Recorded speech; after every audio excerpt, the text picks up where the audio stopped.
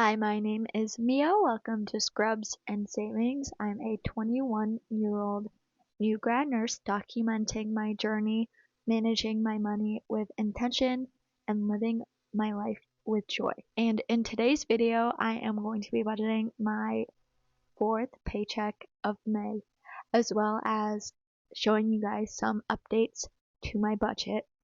And I should just add that at the end of every single intro because I'm always making changes to my budget, but I currently have $324.21 ready to be budgeted. I use the budgeting software YNAB Budget for all of my budgeting needs, and I do have a referral link down below if you want to try it out. And so I changed my monthly view because I wanted to add epidemic sound as a monthly expense, which it is because it only used to be in my hobbies category, but I need to budget for it monthly, so I just put it where it's actually supposed to be at. And then I'm testing out adding more of my true expenses into my budget slowly but surely. I'm not working full-time currently, so I don't have all of the money in the world to put to my true expenses, but every little bit counts. So I added my driver's license renewal, car tags renewal, and my priority pass for traveling. So I'm going to fund all of those with $11.40. And if you hadn't noticed, I added an Amex Gold category because I recently received a targeted offer for the Amex Gold in my mail, and it says that I can get 100,000 of Amex points if I spend $6,000 in the first 6 months of myself having the card, which the plan is to get the card at the end of when the expiration date for the offer is, which is at the end of July, and I know the back half of 2025 will be expensive because that is when I will start shopping for my first apartment, holidays, gift giving, all of those life things will be happening more towards the back end, and I'm 99% positive that I will reach that spending requirement to get the points because of that. So I have to save $325 to pay for the Amex Gold annual fee, so I moved some money over to fund the $108.34 that I need to budget for the next couple of months to pay for that annual fee. And then I'm not adding any more money to fun or to my goals, at least in the month of May. But then in June, I still need to fund my Epidemic Sound subscription with $8.30. And then for my true expenses, I still need to fund my license renewal and tags, as well as Christmas and it's my passport and my priority pass. Okay, I have them all properly selected. So I need to fund all of those with $61.40. And then for fun, I am going to fund gifts, eating out, activities. I'm going to skip yoga and hobbies for now.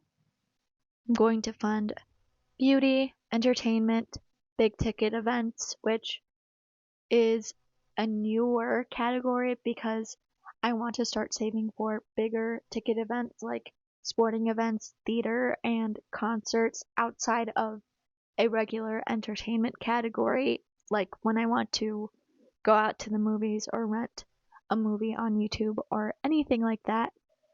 Clothing, which I still need to set aside money for, even though I dread spending money on clothes, as well as date night. So I'll be funding almost all of my fun spending categories with $215, and And I'm currently trying out that yoga studio that has the 5 classes for $15 pack, and I want to keep going to different classes and see if it's a right fit for my practice. So I don't want to set aside money if I don't even know for sure that I want to purchase more class packs with them, or if I can try out different yoga studios in the area that are a better fit for me and a better fit for my wallet. And then with the $28.11, I'm actually going to go back to May, and I did create a new category group called Digital Creation. So I do consider YouTube to be a little hobby of mine, but I'm almost monetized, and I thought it would be really fun to try out an editor for one of my videos to see if they can improve the quality. I mostly enjoy the filming, writing, talking part of YouTube, and it's not that I don't enjoy editing, I just want to see how it affects the quality of my videos. So I'm thinking that is something worth trying out for one of my upcoming vlogs and just check out the vibe, I guess. So that'll be about $50, which feels like a lot to me, but I spend a good amount on Epidemic Sound, on yoga. Like, I spend money on all of my other hobbies. Why am I holding back on spending money on YouTube? And especially if it can increase the quality of my videos for my joy, for your joy, for the possibility of monetization. So I'm going to try that out, see if this editor is a good fit, and maybe just start outsourcing a little bit of editing for my videos. And if it's not a good fit, or if it doesn't make sense in my budget month by month, then I'm completely content with editing my own videos as I have been for the past year. So that was a long-winded way of me to get to assigning $24.40 to get an editor for an upcoming vlog, and then with the rest of the $3.71, I would consider getting a editor, like a wish list expense. So I'm going to go over to June and use the $3.71 for my income replacement / emergency fund. And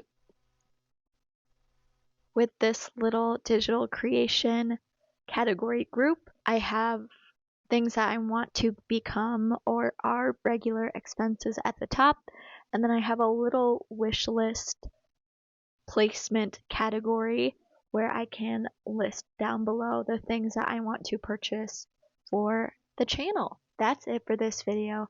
Thank you so much for watching it all the way through. If you did, make sure to like and subscribe, and I would love to hear what you guys did with your most recent paycheck.